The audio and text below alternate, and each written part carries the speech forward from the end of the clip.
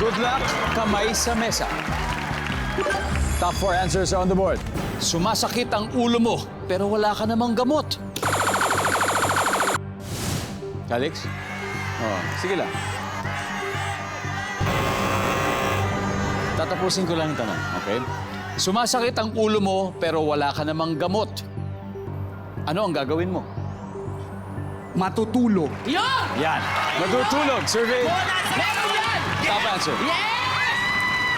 Vodka, pass or play? Final round? Play! Yes! Play! Okay, tara. Final na, Terry. Oh, sumasakit ang ulo mo. So, anong gagawin mo? Ay, nasagot na yung matutulog. Eh, di magpapabili ako ng gamot? Oh, wala namang gamot. Hindi papabili. Papabili ng gamot. Good answer.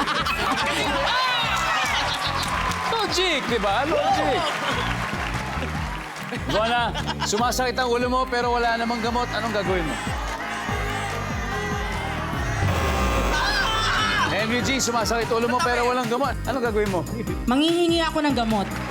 Sa kapitbahay, sa kapatid. Pwede yan! Layang yan! Pwede! Kasi wala akong gamot eh. Ayaw mo bumili. Ayoko, manghihingi ako. Nandyan ba? Hihingi ng gamot. Vodka, sumasakit ang ulo mo pero walang gamot. Ano ang una mong gagawin? Maliligo. Pag maliligo, siyempre kasi mainit ang pakiramdam. Tama! Good answer! Good answer! Maliligo. Survey says... Nako! Eto na. Guys, isang tamang sagot lang, panalo na kayo. Okay? Kahit zero pa kayo ngayon, sumasakit ang ulo mo. Pero wala ka namang gamot. Calix, anong gagawin mo? Ikakain ko kasi baka wala pa siyang kain ng buong araw na yun. Nalipasan ng gutom, JC? Iinom ng maraming tubig. Inom ng maraming tubig. Jacob? Kakain. Kakain din. Oliver, isang tamang sagot lang. Sumasakit ang ulo mo, pero wala ka namang gamot. Anong gagawin mo, Oliver, for the win? Kakain po.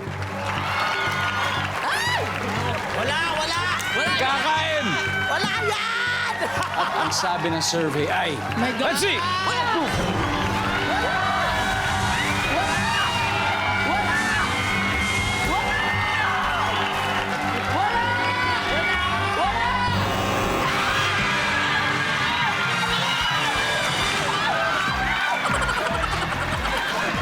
Alright, tignan natin. Ano ba talaga ito? Number 4.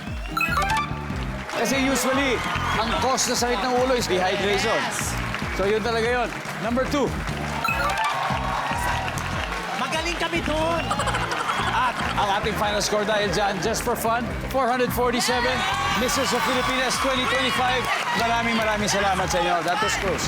Muntik na. Muntik na. Congrats. Sayang. Di bali. So ulitin, may 50,000 pesos pa rin kayo. Maraming salamat sa inyo.